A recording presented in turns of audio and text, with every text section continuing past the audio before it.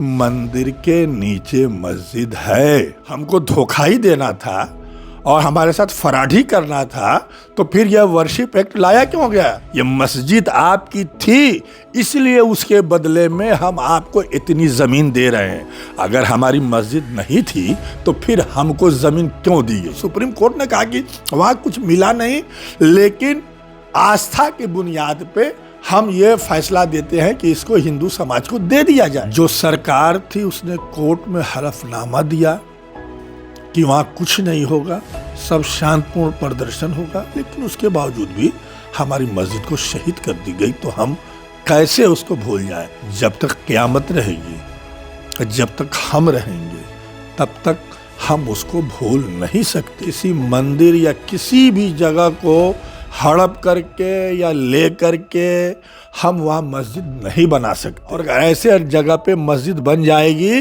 तो हमारी वहाँ पे नमाज नहीं होगी। और दान की दी हुई ज़मीन पे मस्जिद हम नहीं समझते कि जो है वहाँ पे हमारी नमाज जायज़ होगी कि नहीं होगी, तो हमारे उलमाए कराम बताएंगे। एक बार हम फिर हाजिर हैं बनारस में और हमारे साथ ख़ास मेहमान अतहर जमाल लारी साहब हैं, जो बनारस से पूर्व प्रत्याशी सांसद प्रत्याशी रहे हैं। आज 6 दिसंबर है और 6 दिसंबर का असर बनारस में हमें बराबर देखने को मिला। पूर्वांचल की सबसे बड़ी मंडी जो दाल मंडी है, हमने देखा कि आज सुबह से लेकर शाम तक दुकानें बंद थी और लोग शांतिपूर्ण तरीके से पिछले 32 सालों से जो है बाबरी मस्जिद की शहादत के विरोध में अपना शांतिपूर्ण तरीके से विरोध जताते आ रहे हैं। बाबरी मस्जिद को बीते 32 साल हो गए और आज जो है राम मंदिर वहाँ पे बन चुका है। तो मुसलमान अब तक उसको नहीं भूला है, लेकिन उसके साथ साथ देश का जो माहौल है, देश में कई मस्जिदों का मामला इस तरह का अब देखने में आ रहा है। चाहे संभल की जामा मस्जिद हो, बदायूं की मस्जिद का भी मामला उठ गया है, दिल्ली की जामा मस्जिद पर भी रिट दाखिल हो गई है। तो हम लारी साहब से बातचीत करेंगे और जानेंगे कि 32 साल बाद भी मुसलमान बाबरी मस्जिद की शहादत को नहीं भूला, जबकि जब उस पर फैसला आया था तो मुसलमानों ने उसको गले से लगाया था और पूरे देश के मुसलमानों में कहीं भी किसी तरह की बयानबाजी नहीं हुई थी, किसी तरह की कोई घटना नहीं हुई थी। लारी जी, हम ये जानना चाहेंगे कि 32 साल हो गए हैं बाबरी मस्जिद की शहादत को, मुसलमान अभी भी एकदम भूला नहीं है उस दिन को, क्योंकि हम देख रहे हैं बनारस में जो सबसे बड़ी पूर्वांचल की मंडी है, अभी भी लोग वहाँ शांतिपूर्ण तरीके से लोग विरोध जताते आ रहे हैं। ये बताइए, हमारी मस्जिद शहीद कर दी जाए और हम उसको भूल जाएं? कोई भी मुसलमान होगा इस देश ही नहीं दुनिया का, तो बाबरी मस्जिद को शहादत को बाबरी मस्जिद की शहादत को भूल नहीं सकता। और जिस तरीके से गुंडागर्दी करके, जिस तरीके से तमाम धाराओं का उल्लंघन करते हुए जिस शरारतपूर्ण तरीके से बाबरी मस्जिद को तोड़ा गया, उसको सारी दुनिया ने देखा। जो सरकार थी उसने कोर्ट में हलफनामा दिया कि वहाँ कुछ नहीं होगा, सब शांतिपूर्ण प्रदर्शन होगा, लेकिन उसके बावजूद भी हमारी मस्जिद को शहीद कर दी गई। तो हम कैसे उसको भूल जाएं? जब तक क़यामत रहेगी, जब तक हम रहेंगे, तब तक हम उसको भूल नहीं सकते, क्योंकि हमारी वो इबादत गाह थी। तो ये दुकानों को बंद करने का क्या मतलब है? करोड़ों का लोग बताते हैं कि कारोबार प्रभावित होता है। ये बताइए, अगर हमारे साथ नाइंसाफ़ी हो, जुल्म हो, ज़्यादती हो, तो हमारे पास और चारा क्या है? हम तो लाचार हो गए, सरकार में मजबूर हो गए हैं। हम क्या करेंगे? हम अपनी दुकानों को बंद करके हम अपना विरोध प्रदर्शन करते हैं और ये बताते हैं कि आज 6 दिसंबर को, जिस दिन बाबा साहेब डॉक्टर अंबेडकर का परिनिर्वाण दिवस है, उसी दिन आताताइयों ने जो है बाबरी मस्जिद को शहीद कर दिया। तो हम उसके दर्द को, दुख को झेलते हुए हम एक शोक मनाते हैं कि जो है हमारी आज के दिन जो है मस्जिद शहीद कर दी गई। तो हम उसको जो है अपनी दुकान बंद करके जो है एक खामोशी से उस एहतजाज को करते हैं। और अभी तो हमें पता भी चला कि कुछ पोस्टर भी लगे थे बनारस में, बंदी की अपील हुई थी तो प्रशासन ने रातों रात पोस्टर फड़वा भी दिए। तो भाई, तो प्रशासन तो नहीं चाहती कि हम कुछ भी करें। हम विरोध प्रदर्शन हम अपनी दुकान बंद करके भी नहीं कर सकते हैं। अच्छा, मुझे ये बताइए, आपकी उम्र तो काफ़ी है, आप उस वक्त पूरा माहौल आपने देखा होगा 6 दिसंबर 1992 का, क्या माहौल था और क्या खबरें उस वक्त मिल रही थी, क्या मुसलमानों की कैफियत थी, क्या लग रहा था उस टाइम? भाई, मुसलमानों में बेचैनी थी। उनके अंदर इज़्तिराब था और मुसलमानों को कतई भरोसा नहीं था कि इस तरीके का फैसला आएगा। देखिए, ये हमारा ईमान है, ये कुरान और हदीस कहता है, अल्लाह का हुक्म है कि बेगैर पैसा दिए हुए, बेगैर ज़मीन ख़रीदे हुए हम वहाँ पे मस्जिद नहीं बना सकते। किसी मंदिर या किसी भी जगह को हड़प करके या ले करके हम वहाँ मस्जिद नहीं बना सकते। और हमने कभी ऐसा हुआ ही नहीं है कि हमने कहीं ऐसे जगहों पे मस्जिद बनाई हो और अगर ऐसे जगह पे मस्जिद बन जाएगी तो हमारी वहाँ पे नमाज नहीं होगी। और अगर हराम के पैसे से भी मस्जिद बनाई जाएगी, अगर शराब का कारोबारी है वो अगर मस्जिद बनाता है तो उस मस्जिद में भी हमारी नमाज नहीं होगी। इसी बनारस में तवाइफ की मस्जिद है, आप जा कर के देख लीजिए, वहाँ पे कोई नमाज पढ़ने मुसलमान नहीं जाता, इसलिए कि तवाइफ ने अपने गलत पैसे से उस मस्जिद को बनवाया और आज तक उसमें मुसलमान जो है नमाज पढ़ने नहीं जाता। वो मस्जिद ढह बिला रही है, कोई उसको देखने नहीं जाता। और जहाँ तक और देश की मस्जिदों का सवाल है, जो कहा जाता है कि मंदिर तोड़ के बनाया गया, तो मैं पूछना चाहता हूँ, क्या जब अदालत में यह मामला गया या खुदाई हुई तो कहीं कोई मंदिर का अवशेष मिला? नहीं, ये तो नहीं मिला। कोर्ट ने क्या कहा? वो तो जमीन का विवाद था ना, और उस विवाद में कोर्ट ने कहा कि उसको कहीं कुछ मिला ही नहीं। ये लोग झूठ बोलते हैं कि ये अवशेष मिला, ये मिला, वो मिला, तमाम फर्जी और मनगढ़ंत कहानी है। तो सुप्रीम कोर्ट ने कहा कि वहाँ कुछ मिला नहीं, लेकिन आस्था की बुनियाद पे हम ये फैसला देते हैं कि इसको हिंदू समाज को दे दिया जाए। आस्था के नाम पे दिया गया है, ये जो है आस्था के नाम पे फैसला हुआ है और हमने उस फैसले को मान लिया। सुप्रीम कोर्ट जो यहाँ की सबसे बड़ी अदालत है, उसके फैसले को हमने माना और हमने उसका कोई विरोध नहीं किया। लेकिन जो एक माहौल बनाया दिया गया है, तो ये वर्शिप एक्ट का मतलब क्या हुआ? अगर हमको धोखा ही देना था और हमारे साथ फराडी करना था तो फिर यह वर्शिप एक्ट लाया क्यों गया? या तो इसके ऊपर जो है कार्रवाई हो, वो अमल दरामद हो, और नहीं तो ख़त्म कर दो, बता दे कि साहब जो है आपका कोई इस देश में अधिकार नहीं है, ये वर्शिप एक्ट का कोई मतलब नहीं। हालांकि केस कोर्ट में गया है और ये एक जहर जो बो के गए हैं हमारे पूर्व CGI चंद्रचूड़ साहब, जो उन्होंने कह दिया कि जो है सर्वे हो सकती है और चरित्र जान सकते हैं, और चरित्र जान जाएंगे। अगर मान लीजिए खुदा न खास्ता कहीं कुछ निकल आया तो फिर क्या होगा? तब क्या होगा ना कि उसमें ये निकला है इसलिए हमको चाहिए, तो क्या मतलब हुआ?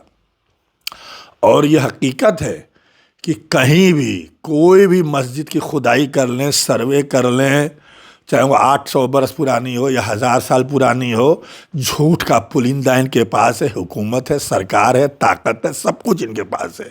सब दावा कर सकते हैं, सब कुछ कर सकते हैं, लेकिन कहीं इनको कोई मंदिर नहीं दिखाई देगा, चाहे वो ताजमहल हो, आज चाहे बदायूं की मस्जिद हो, चाहे संभल की मस्जिद हो। लेकिन ये भी एक हकीकत है, आप नोट कर लीजिए कि मंदिर के नीचे मस्जिद है। और राम जन्मभूमि जो मंदिर बना है ना, उसके नीचे हमारी मस्जिद है, बाबरी मस्जिद। बाबरी मस्जिद, और मस्जिद तक क़यामत रहेगी। लेकिन उसके बदले तो जमीन दे दी गई, मस्जिद तोड़ दी गई ना, गिरा दी गई ना, वह मंदिर बन गई ना, लेकिन वो मस्जिद मस्जिद ही रहेगी क़यामत तक। भले उसका नामो निशान मिटा दिया गया, और रहेगी। क्या हाँ, और क्या सवाल कर रहे थे आप?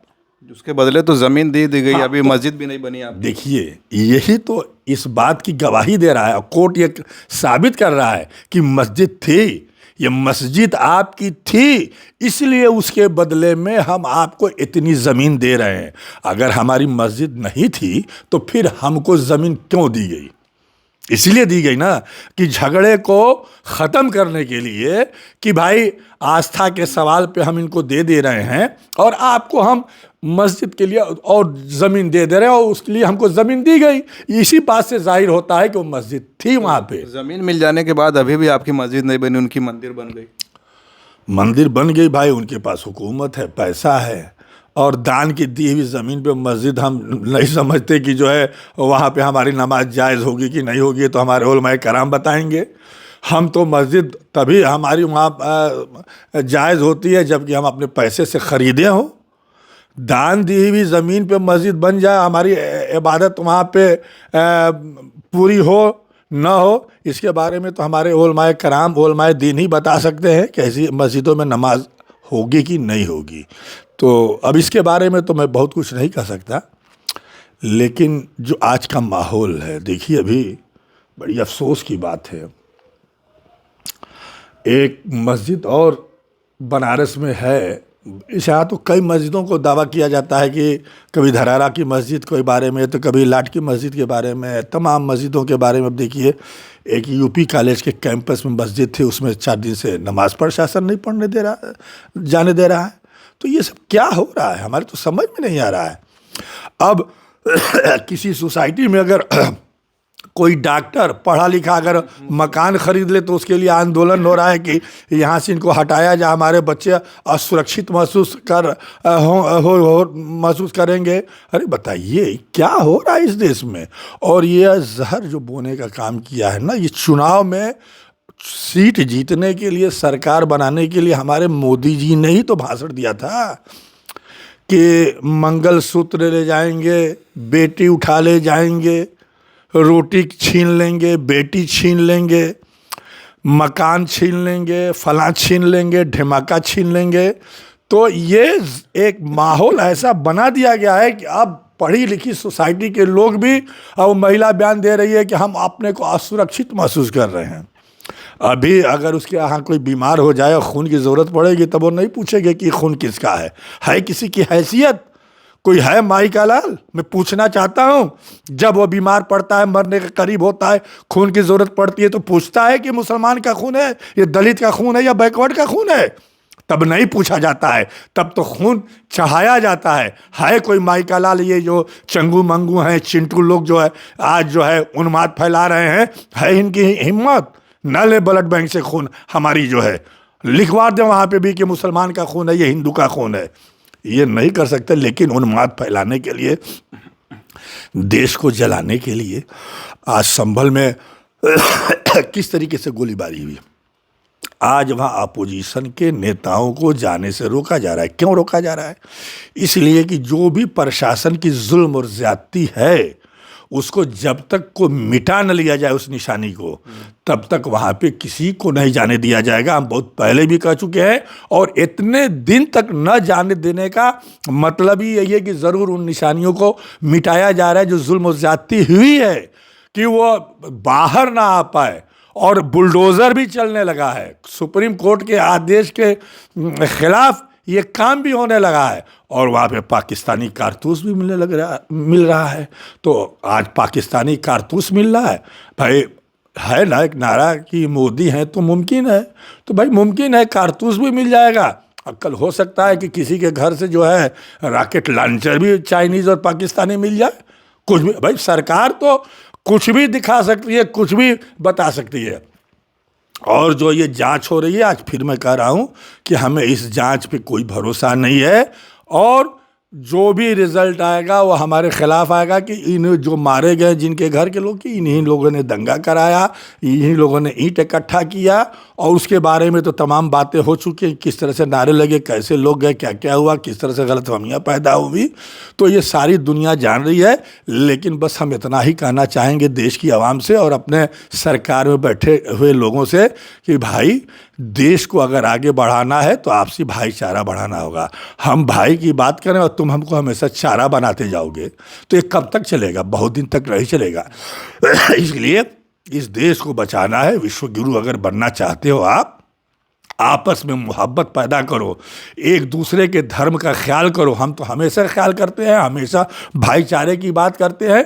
जब भी ज़रूरत पड़ेगी, जैसे हमने हिंदुस्तान की आज़ादी के लिए लड़ाई लड़ी, अब कोई ज़रूरत पड़ेगी, अगर पाकिस्तान और चाइना के ख़िलाफ़ लड़ने की भी ज़रूरत होगी तो हम आगे रहेंगे और लड़ाई में आपके साथ रहेंगे। लेकिन देश को बचाइए। देश को कहाँ ले जा रहे हैं? देश गर्त में चला जाएगा, देश गर्त में चला जाएगा।